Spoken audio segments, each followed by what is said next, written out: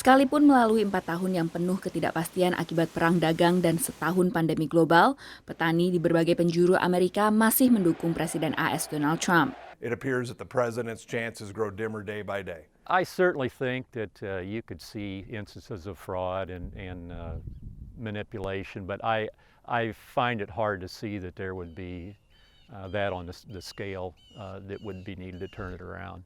Yeah, I think it's done. Fred dan Brian adalah petani di negara bagian barat tengah AS, Illinois, di mana Presiden terpilih Joe Biden menang telak dengan dukungan dari daerah padat penduduk seperti Chicago. Tapi pedalaman Illinois, di mana Trump lebih populer, adalah jantung industri agrikultur AS. Walaupun hanya 1% penduduk AS yang tinggal di lahan pertanian, tapi industri agrikultur mewakili 5% produk domestik bruto nasional. Illinois adalah salah satu eksportir jagung dan kedelai terbesar di AS. Dan jadi alasan Brian dan Fred memperhatikan pilihan Biden untuk memimpin Kementerian Pertanian atau USDA. I'd rather see someone who's more production ag-oriented to fill that role, who can understand the needs of rural America and the farmers, because really USDA is the one advocate we have in administration. Banyak petani menilai Menteri Pertanian AS saat ini, yang juga mantan Gubernur Georgia, Sonny Perdue, sebagai pembisik Trump. Pandemi COVID-19 juga berdampak pada sektor pertanian di Amerika Serikat. Selain isu klasik terkait produksi dan perdagangan, Menteri Pertanian pemerintahan Joe Biden juga diharapkan bisa menghadapi krisis pangan akibat pandemi, membangun kembali ekonomi pedalaman Amerika, dan menyejahterakan petani di pedalaman Amerika. Analis sektor pertanian menyebut perwakilan perdagangan dan Badan Perlindungan Lingkungan AS juga sangat berpengaruh pada kebijakan pertanian AS. But the other one I think is the USTR position, and whoever that trade representative is will be a very, very key person for us.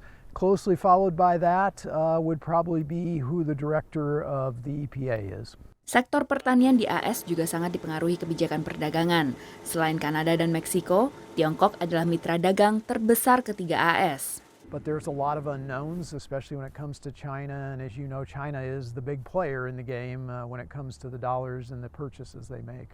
Di bawah kepemimpinan Trump dan Menteri Perdue, puluhan miliar dolar digelontorkan sebagai bantuan bagi petani yang terdampak perang dagang, terutama dengan Tiongkok. Sekalipun perang dagang telah mereda, pembelian produk seperti kedelai yang dilakukan Tiongkok belum menyamai jumlah pembelian sebelum perang dagang. But they're still purchasing more from the competitors of the United States than they are from the US.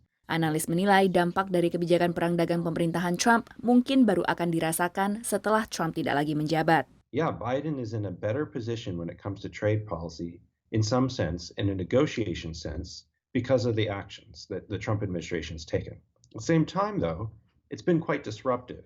Sejumlah nama masuk bursa calon Menteri Pertanian Biden, termasuk mantan Menteri Pertanian 2 masa pemerintahan Barack Obama, Tom Vilsack. Vilsack yang juga mantan Gubernur Ohio adalah penasihat Biden dalam urusan pertanian dan pedalaman AS selama kampanye 2020. Demikian laporan Virginia Gunawan dan tim VOA.